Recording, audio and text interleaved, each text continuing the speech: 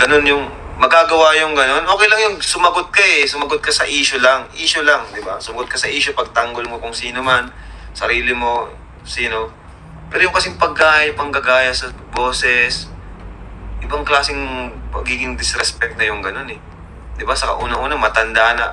I mean, mas matanda sa'yo, tapos, at isa pa, ano yan, head ng Team Kalingap, yung community na naging rason kung bakit nabago yung buhay. Bago yung buhay nyo, di ba? Doon na lang eh. I-disregard natin yung mga issue. Di ba? Kasi lahat naman talaga nabash eh. Di lang naman sila nabash. So, ibang klase talaga yun, guys. Wala akong masabi. Sobrang sabi ko, nagulat ako doon. Paano niya nagawa yun? Walang respect as in. No respect at all. Di ba? Anyway, so yun. Dapat, Starax, mag-interview din kayo dun sa kampo nila Kim. Kasi, si Medit umiwalay sa Kalingap, mas malala pa yung bashing sa kanya. No?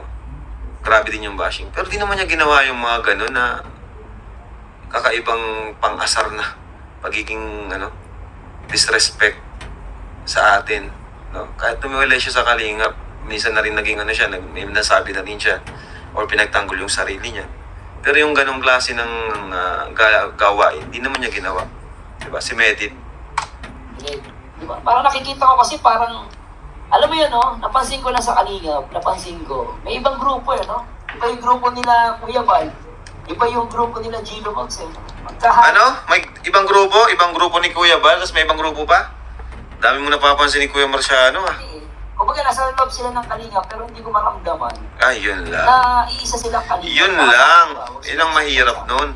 Napansin ko lang, sabi ko, parang may something dito, Parang kahit nasa Kalingap sila, iba yung grupo. Magkakaiba yung grupo eh. Napansin niyo, nasa Kalingap pero iba-ibang grupo. Hindi talaga solid yun. I don't know, comment ko lang yun, So, i-take nila to as positive. Kasi napapansin ko lang, kahit nasa Kalingap, parang hindi Kalingap eh. Kasi nasa Kalingap sila, pero hindi mo maramdaman yung support. Dito maramdaman yung support.